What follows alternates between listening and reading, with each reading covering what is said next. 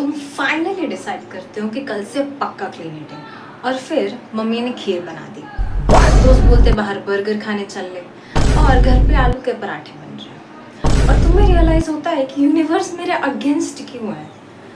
और may be universe तुम्हारे against नहीं है, गलती तुम्हारी क्लीन ईटिंग के डेफिनेशन में है। हेलो होमो सेपियंस, अगर तुम भी वो इंसान हो जो सोचते हैं कि कल से मैं पक्का डाइट शुरू करूंगा और फिर 3 दिन बाद इमोशनल डैमेज हो जाता है, then you need to watch this, because today I am sharing things I still eat even if I eat clean.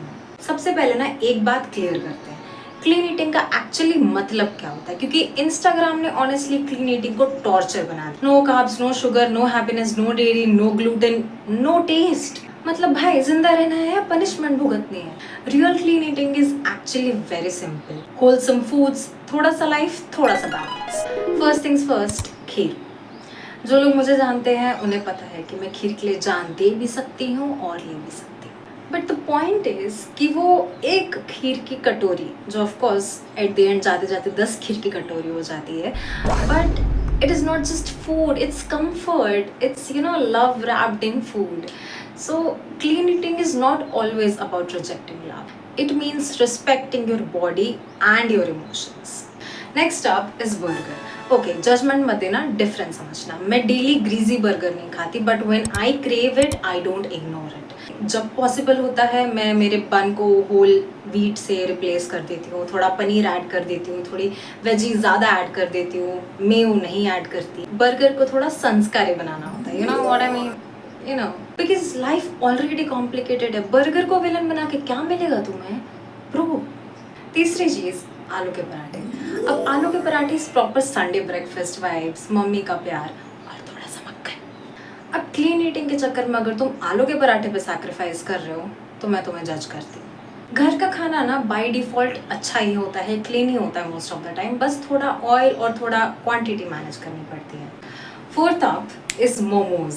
भाई साहब, यहाँ मैं चीट नहीं करती, यहाँ मैं थोड़ा स्मार्ट प्ले करती हूँ, बिकॉज एनीवेज मुझे फ्राइड मोमोज पसंद नहीं, तो तेल का यहाँ पे तो कोई सीन ही नहीं आता।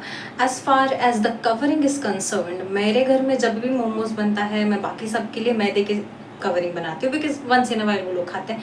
मैं जो खादोड़ हूँ, मुझे हर हफ्ते में एक बार मोमोज लगता है, तो मैं मेरे लिए व्हीट की आउटर कवरिंग बनाती हूँ, गेहूँ के आटे की। To be very honest and very frank, उन दोनों में तुम्हें बस 19-20 का फर्क समझ में आएगा, you won't even notice. So basically मेरे मोमोज गिल्ट फ्री तो नहीं होते, बट गिल्ट मैनेज्ड होते हैं, क्योंकि life without momos is not my type. I don't like that life, keep it away from me.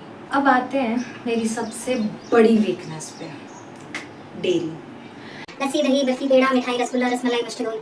तुम नाम लो, मुझे वो पसंद है, मैं वो खाती हूँ, बट द डिफरेंस इज मैं वो सब माइंडलेसली नहीं खाती। I am actually very aware when I am consuming dairy products, क्योंकि मैं अगर उन्हें अवॉइड नहीं कर सकती तो the least I can do is be aware of the quantity I am taking in. तो मैं रोज़ के बेसिस पे नहीं खाती, I actually eat slowly and like to enjoy my dairy food. वैसे भी शादी में जाकर के सैलड खाने वाले लोग मुझे थोड़े से सस्पिशियस लगते हैं। ओके लिसन, बीइंग ऑनेस्ट, तुम्हारी बॉडी सिर्फ कैलोरीज काउंट नहीं करती, वो तुम्हारी इमोशंस, हैप्पीनेस, फीलिंग्स भी काउंट करती है। अगर तुम सिर्फ कैलोरीज पे ध्यान दोगे तो इन चीज़ों का ध्यान कौन देगा? अगर तुम क्लीन ईटिंग के नाम पे खुद को रोज़ पनिश करोगे अपनी फेवरेट चीज़ें खाने के लिए, तो तुम कभी खुश नहीं रह पाओगे और तुम बहुत जल्दी क्विट कर दोगे। देखो, आज के ज़माने में ना बैलेंस ही सस्टेनेबल ऑप्शन है, तो अगली बार से जब तुम कहोगे कि मैं ये नहीं खा सकती, ट्राई सेइंग मैं इससे बेटर वे में कैसे खा सकती हूँ। So comment down below your I can never give up this food, and if this video made you feel understood and seen, like, share and subscribe, क्योंकि यहाँ पे परफेक्ट लोग नहीं, रियल लोग रहते हैं। Bye bye.